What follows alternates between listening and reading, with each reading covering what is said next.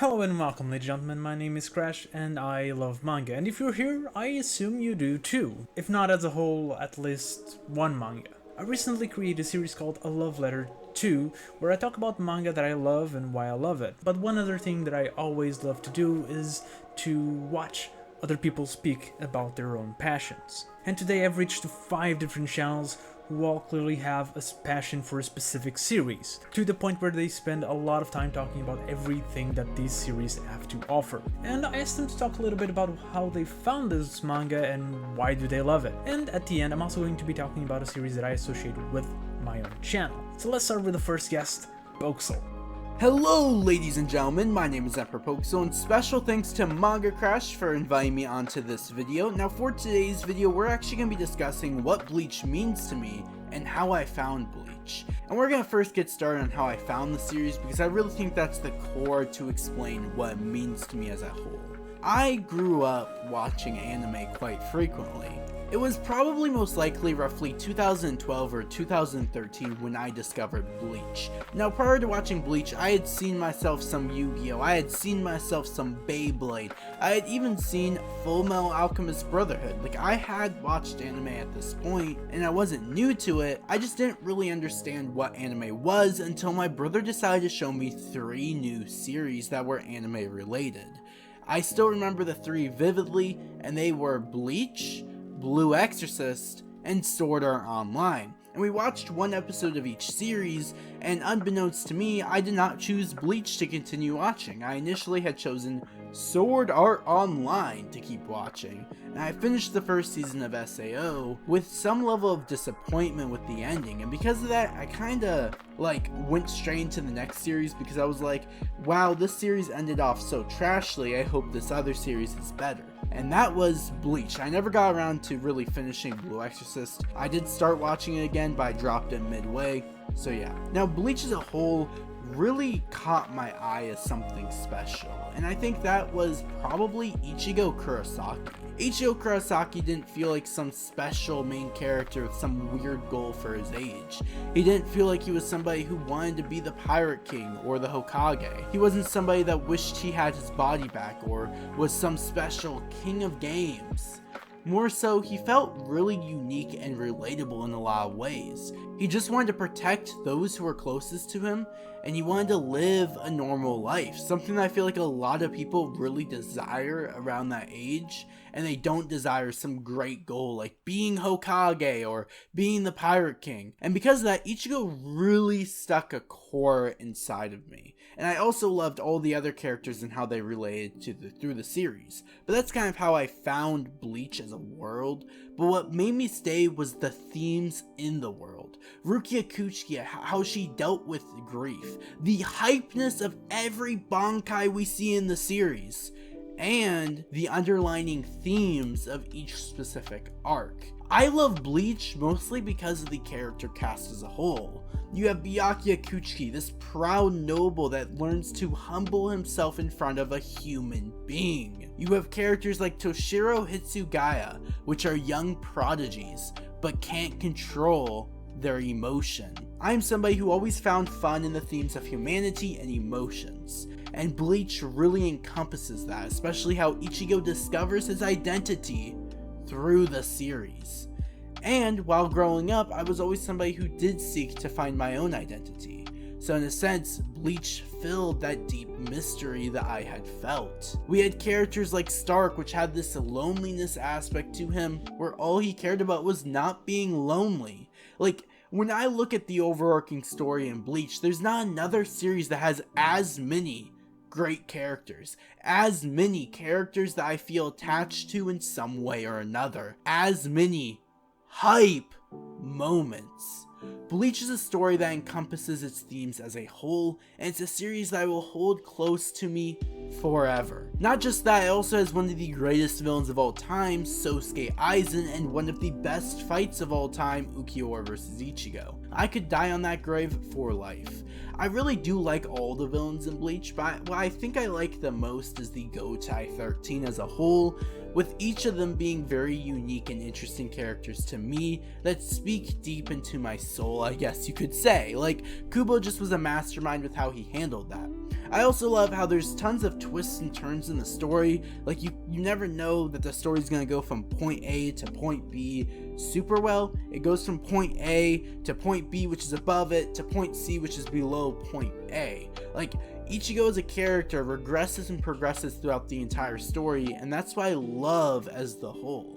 Especially in the end, how he truly trusts his friends to help him in the final battle. But that's going to be it for this portion of my section of the video. Bleach is a series that I discovered at a young age, but I do know that till the end, I'll love Bleach, and that Bleach will always be my number one, because I have a very deep love and connection to the series and Kubo's writing as a whole. I genuinely feel like Bleach was an outlet that Kubo could put his own emotions into, and you can see that actually throughout the story. You can see how he implements guns because he finds them fascinating, how he implements loneliness as a core theme in the series, how he implements identity. I love Bleach, and its theme of balance as well. And I know I'm rambling on and on because there's just so much to talk about when I think about Bleach as a whole, as a series I adore and love to death. But that's going to be it for today's video, at least my section for it. I hope whoever goes next wows you away with another great, amazing series. Anyway, back to Mr. Crash, or if you just put somebody else right after me. Jujutsu Kaisen for me is a series that does almost everything right. This isn't to say that I think the manga or anime is without flaws of any kind, but whatever these minute things, whatever these minute nitpicks to some people may be, they simply aren't enough to impact my personal enjoyment of the story in any way, shape, or form. It's obvious just taking a look at how much I talk about the series on my channel and just in my casual everyday talks that I like the series, but as a manga and anime, there are several things about this story that just make it almost impossible for me not to want to talk about, discuss, or even argue with people about it. One of these things is the core cast of characters and the way in which they interact. With character interactions with people like Yuji, Nobara, Megumi, Gojo, Nanami, Todo, Maki, Panda, Inumaki, etc., there is this sort of charm that exudes from the way in which they speak to each other that to me is very reminiscent of older shonen manga like Bleach and Yu Yu Hakusho, which excelled at making even calmer, regular conversations interesting or funny. Because of the chemistry between basically every core character in the manga and anime, I think this leads to my personal enjoyment and emotional investment in the higher stakes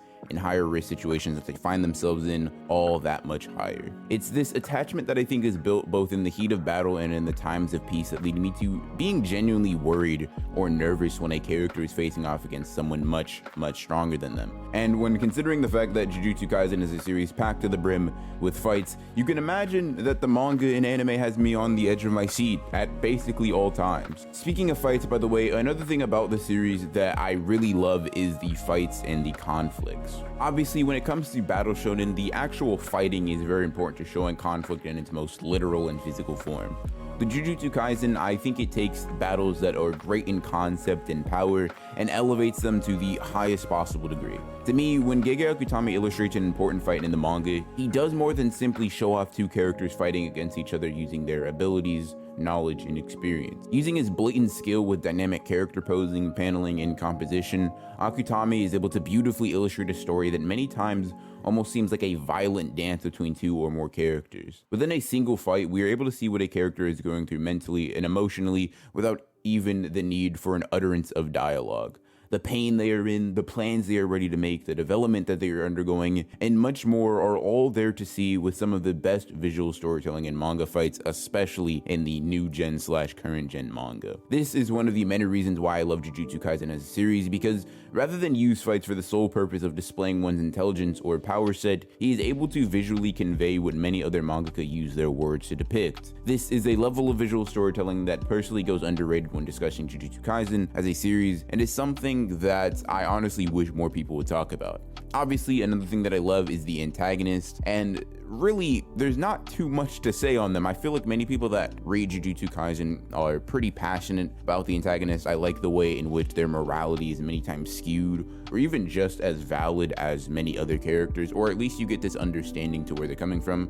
This isn't something unique to the series, however, it is something that I definitely appreciate Akutami for going out of his way in doing. Finally, I would just like to say that one thing overall that makes Jujutsu Kaisen such an interesting manga to me is its message. The idea of finding strength through individualism and an assertion of your own ideals and kind of philosophy isn't one that is new in fiction by any means. However, in a demographic that often pushes the idea of strength in numbers and becoming stronger through teamwork and sort of this collaboration, I find Akutami's personal message of finding true strength through becoming fully confident and aware of your own abilities as an individual person and human being a fun one that I'm excited to see unfold and unfurl as the manga and narrative continues. Hello, this is the Anime Outlook, and this is going to be my reasonings as to why I make content on World Trigger and why and how I got into World Trigger in the first place. So I first started watching World Trigger as an anime, in anime form, not in manga form, and that was when the series was first initially coming out. Week by week I'd watch every episode, and I vigorously enjoyed it, but once it was cancelled, I didn't really care much for it. I wasn't deep into it, deep enough to really care about the lore. I was just entertained by the cool fights and such. Being a teenager and all, when I first watched it, it makes sense. But years later, recently, only near the beginning of this year, I started reading the actual manga of World Trigger because I realized the anime was coming back. So I was excited because I remembered I really enjoyed it. However, the first season had 75 episodes or so and a lot of filler. So I thought better check out the manga instead. And reading the 205 chapters that were available for me for World Trigger just encapsulated my enjoyment for the show, and from then on I just realised there aren't enough people pushing the agenda of World Trigger because it is a phenomenal show and phenomenal read. Probably one of the most unique and top tier shonen shows that I've read in a very, very long time. But that's how I got into World Trigger.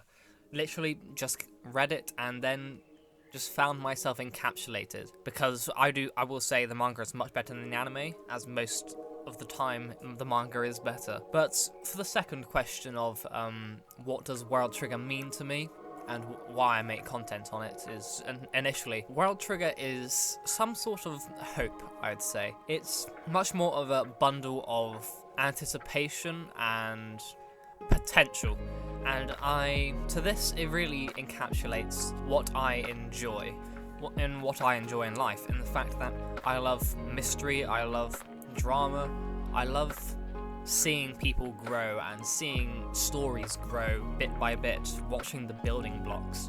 It's a story that has actually kind of inspired me to, just from the story of the author and all the troubles he's gone through with his health issues and such. It's a story that's just driven me to think more about my own life and to think more about my potentials, because I'm witnessing this story and realizing that this story has so much grand potential and so much more to give. It just made me realize that maybe I've got more to give, because my mindset's that I know my limits, I know what I can do, I know what I can't do. I'm very realistic and pessimistic, yet perfectionist as well, which has led me to be quite lazy in my life, and the fact that seeing the author going through all his health issues, the fact that he came back from a 2-year hiatus and is just doing his best to write such an amazing story that I will enjoy for hopefully the next years to come at least. So to me, World Trigger is just a motivator in a sense, from the story of the author to just the fact that World Trigger is such a good story. I think word needs to get out there about it. I need to spread the agenda and get more people onto brilliant series that is World Trigger. But this is all I'm going to say, because I was told to keep this short by the dictator Crash, of course. Can't go against his words. But yeah, that's why I like World Trigger and how I got into it, and that's why I make videos and content on it as well. Thank you very much. I'll see you guys whenever. Love you all. Bye. For the longest time, nobody had really talked about Dr. Stone. I had never even heard of it until summer 2019 when the anime first aired. This was right around the same time I had started seriously getting into manga and seasonal anime, so I was excited to follow Dr. Stone as it came out with new episodes. And I fell in love right from the first episode. The exploration of human ingenuity, the extremely smart main character who slowly solved problems through trial and error, his over-the-top best friend who defines exactly what it means to be a meathead. Everything about this first episode had me hooked. Thankfully, because I was so desperately hooked, I was able to experience tons of laughter and plenty of tears as I followed that season each week until it ended. Then when I went on Twitter to look for everyone else and their thoughts, I was shocked when I saw that mentions of Dr. Stone were rare to none. At this point, there was really only one thing I could do. See, I started YouTube because I wanted to create a space where I could have the kinds of conversations I was missing in my personal life. So I decided I would do the same by creating a space for the quiet giant that is the Dr. Stone fanbase, where they could actually engage with regular content. Although it only started as a supplement to my other videos, Dr. Stone is now the main focus of my channel. And this is why I will always have a strong connection to Dr. Stone. I've spent over 2 years obsessing over the story as it continues to get better and better. I've spent just about the same amount of time convincing everyone I know that they're missing out on something huge. And I've spent countless hours creating discussion videos so that manga readers can have a better appreciation for the series they already love. So even though most people will say you shouldn't let an anime serve as your entire personality, Dr. Stone really does define a lot of who I am. It's made me laugh, it's made me cry, it's given me tons of incredible characters and an incredible fanbase that comes together to discuss all kinds of wacky science theories. Best of all, it's taken what I love about shonen and perfectly put it into words. Take a crazy long shot and make it the right move. And that's exactly what I'll say to you now. Although it might sound crazy, anyone who follows this underrated series will tell you that Dr. Stone is one of the best stories you'll ever read.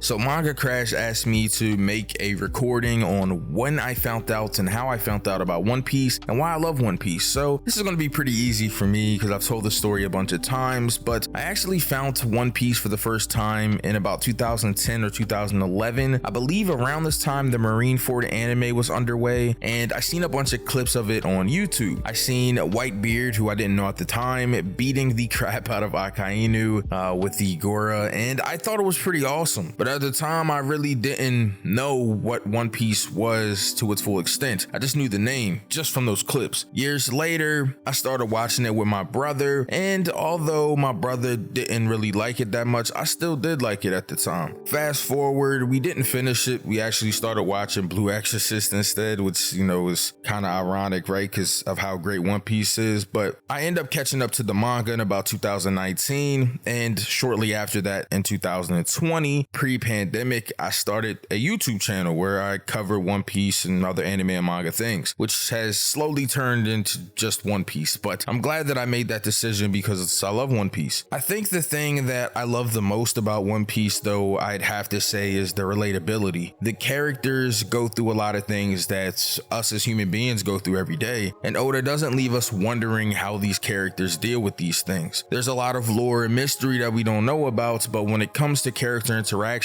and how they deal with problems, that's something that he tackles head on. My favorite moment that I always love to mention is in Water 7 with Usopp versus Luffy. See, the Going Merry was the ship of the Straw Hats at the time, and it had gotten them through a lot, but they tried to repair it and realized that it was so much damage done that they had to get a new ship. Usopp, of course, didn't like this because he felt like the Going Merry was a part of their crew and that they were replacing a crew member. And because his mindset went to, why are they replacing it? And then he started thinking of, well, it's not good enough anymore. He started feeling like since he was so weak that he could be replaced next, which led to a whole dilemma in which Usopp felt like he wasn't enough. He felt like he was beneath everyone else, and he was beating himself up for that.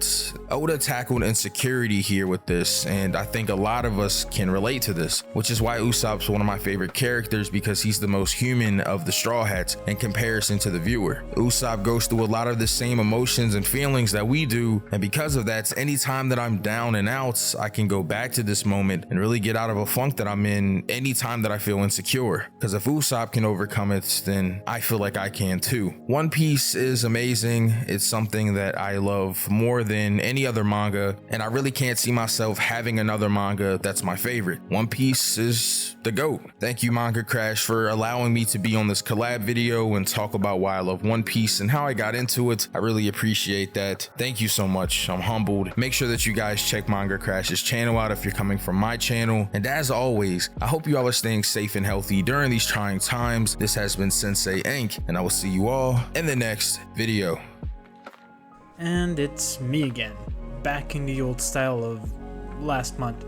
I don't have a series that I dedicate a good portion of my channel to. I just don't think that's the content I'm strong at. That's probably why I admire these 5 channels, because they can do just that.